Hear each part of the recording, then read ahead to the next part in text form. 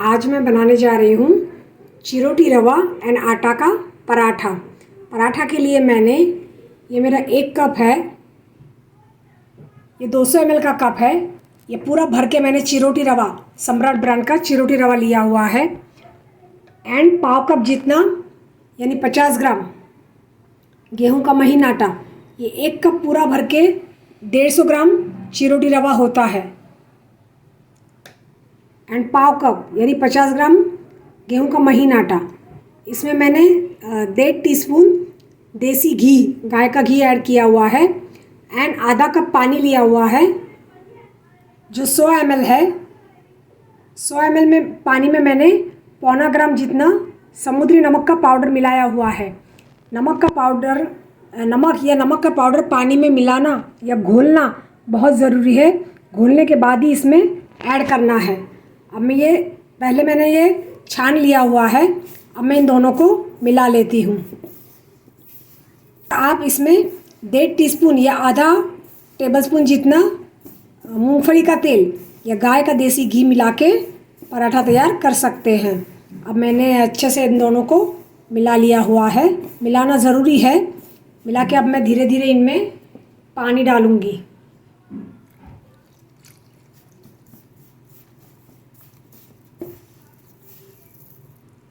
एक टिप है कि चिरोटी रवा एंड आटा दोनों मिक्स करने के बाद ही उसमें मोयन यानी घी या तेल का मोयन ऐड करके बाद में मिला के नमक वाला पानी ऐड करके ये थोड़ा सॉफ्ट डो तैयार करना है। क्योंकि ये रवा है तो रवा पानी सोखता है, इसलिए मैंने थोड़ा सा सॉफ्ट डो रखा है। 100 ml पानी एकदम बिल्कुल परफेक्ट नाप है। ये मैंने आटा गूंद लिया है। अब मैं इस पर थोड़ा तेल लगाऊंगी।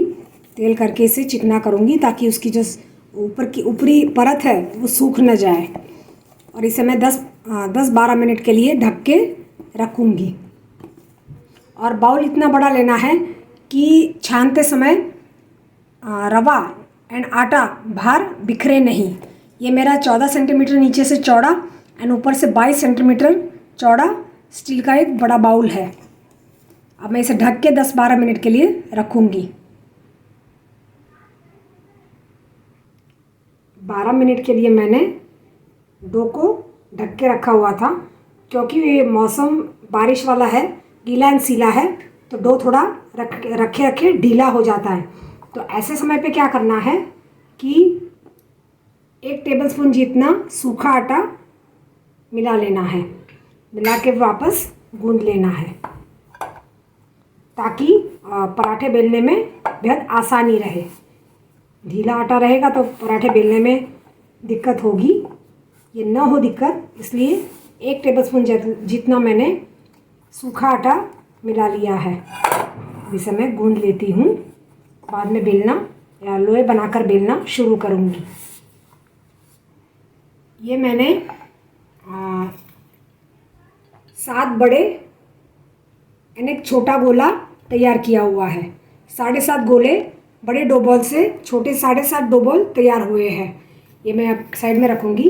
और अब क्या सामग्री की ज़रूरत पड़ेगी? एक तो चकला बड़ा सा, ये बेलन, सूखा आटा डस्टिंग के लिए, फिर ये थाली एंड झाड़ा रखने के लिए, पराठा सेकने के लिए दोनों।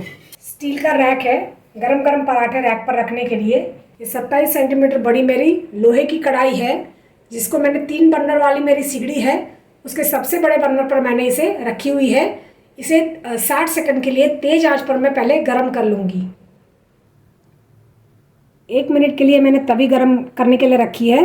तब तक मैं ये बेल लेती हूँ। एक डो बॉल लिया हुआ है मैंने डस्टिंग के ड्राई आटे में पहले मैंने डस्टिंग किया, फिर उसे बेलना शुरू किया। वापस थोड़ा बेल के डस्टिंग करके अब मैं इसे किनारे से बेलूँगी। तवी गरम हो चुकी है और गरम तवी पर ही इसे मैंने डाला हुआ है। आंच धीमी नहीं करनी है, आंच तेज ही रखनी है। और ये मैंने तेल एंड घी का मिश्रण लिया हुआ है। ये तेल एंड मूंगफली का तेल एंड येलो देसी घी, ये दोनों मिलाए हुए हैं। 75 ml जितना मैंने मूंगफली का तेल एंड 25 ml मैंने गाय का देसी घी पिघला हुआ लिया हुआ है। इन्हें मैं पराठे के सेकने के लिए इस्तेमाल में लूँगी। पहला पराठा है इसलिए, और ठंडा मौसम भी ज़्यादा है इसलिए पहला पराठा थोड़ा इस तरह होगा, बाकी के बहुत अच्छे होंगे। पराठे में बबल्स आने शुरू हो गए, आप देख सकते हो बबल्स आने शुरू हो गए हैं और इन्हें मैं पलटूंगी। ये थोड़ा कच्चा पोर्शन है, ऐसा कच्चा नहीं रहना चाहिए, पूरा सफ़ेद हो जाना चाहिए, क्योंकि ये पहला पराठा है इसलिए थोड़ी दिक्कत होगी। और हर पराठे को 15-20 सेकंड के लिए सेकना है ताकि पानी पूरी तरह से जल जाए। अगर ऐसा लगे तो पीछे की साइड होने के बाद वापस मैं इसे पलटूंगी। पहली साइड पे जो कच्चा था उसको मैंने वापस पलट के सेकने के लिए रखा है, देखो ये, और इसे थोड़ा उंगली दबा के उसे पका लूँगी। अब मैं इसमें घी डालूँगी। पूरा पानी जल जाने के बाद ही घी या तेल आपको जो लगाना है वो डालना है। फिर इसे वापस घी तेल लगा के इसे दबाना है।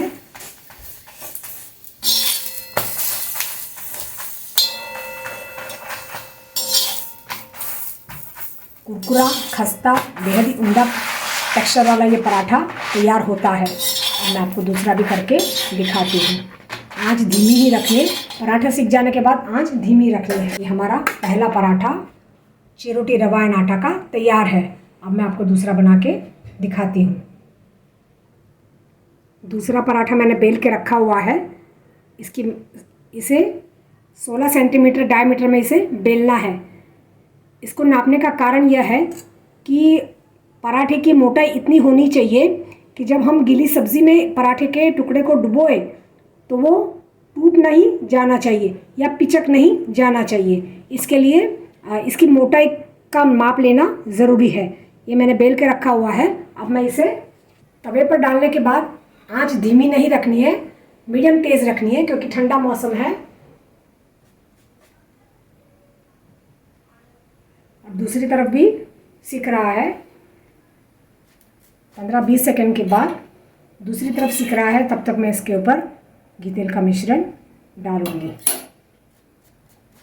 अब इसे मैं पलटाऊंगी। अब आंच तेज कर देनी है।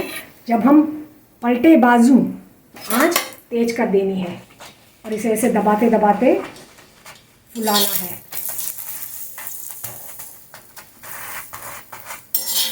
और अच्छे से इसे पैचेस, आमंड कलर के पैचेस डेवलप करने हैं।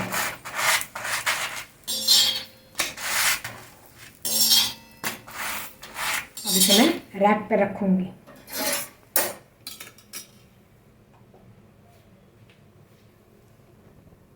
जब तीसरा पराठा सेकने के लिए डालें तो ये दूसरा पराठा पहले ठंडे वाले पराठे पर रख दे। रखने से क्या होगा, इसकी गर्माहट से नीचे वाला पराठा बिल्कुल सूखेगा नहीं। फूला फूला पराठा पाने के लिए तेल घी का मिश्रण अच्छी मात्रा में डालें। इससे पराठा काफ़ी फूला फूला मिलता है। तो तैयार है करारे, क्रिस्पी, कुरकुरे चिरोटी रवा एंड आटा पराठे। दाल वरण के साथ परोसे, आलू के रसे वाली सब्ज़ी के साथ परोसे, राजमा के साथ परोसे, या किसी भी बीन्स की ग्रेवी वाले बीन्स के साथ परोसे, ब्लैक टी के साथ परोसे। फर्स्ट क्लास फ्लेवर्स ऑफ पराठे। मस्ट ट्राई चिरोटी रवा आटा पराठे। Thank you.